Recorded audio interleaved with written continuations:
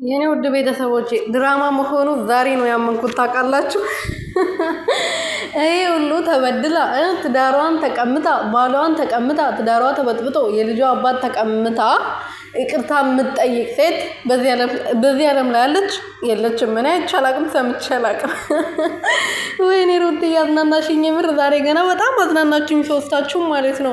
እንግዲህ ያው ይቅርታ መጠየቅ ያለባቸው ማርኝ እባክሽ ቅርታ ማለት ያለባትም ሄርሜላ ሆና ሳለች አብርሃም ሆኖ ሳለ ሩትዬ በምን ቤቷ በምን ጥፋቷ በምን በደሏ ነው ቅርታ የምትጠይቀው? በነገራችን ላይ እንዴ ጭራሽ ደግሞ ባሏን የቀማች ሴት እርጉዞና አራስ ሆና መታ ህይወቷን ሲኦል ያደረገችባት ሴት እንዴት ነው ይቅርታ ልትጠይቃት የምትችለው? ይሄስ ለተመልካቹ እንዴት ተቀባይነት አለው የሚለው ነገር ጥያቄ ያስነሳል። ሰላም ሰላም ቤተሰብ እንዴት ናችሁ? ደህና ናችሁ ወይ?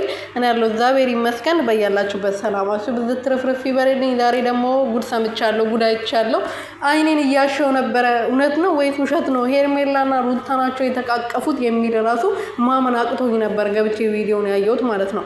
እና ለምንድን ነው እሺ ሁለቱንም ቀን በአብርሃም ቤት የተለቀቀው?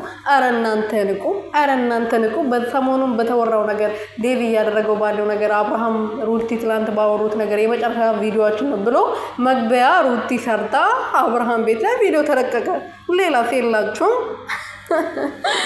ወይኔ እናት እኔ ብዙ አጥፍቻለሁ፣ እናንተም ብዙ አጥፍታችሁኛል። ስለዚህ ይቅር እንባባል። ይቅር መጠየቅ የትልቅነት ሰው መገለጫ ነው። በነገራችን ላይ ይቅርታ በመጠየቋ እኔ አልናደድባትም። ይቅርታ ተጠይቅ ችግር የለውም። ግን ይቅርታ የሚያስጠይቅ ነገር የለም። በነገራችን ላይ ይቅርታ የሚያስጠይቅ ነገር ምንም ነገር የለም። ሩትዬ ናት እንጂ ይቅርታ መጠየቅ ያለባት እሷ አልነበረችም። ይቅርታ መጠየቅ ያለባት እንዴ ሄርሜላ እኮ እሷ እኔ እንጃ አላውቅም።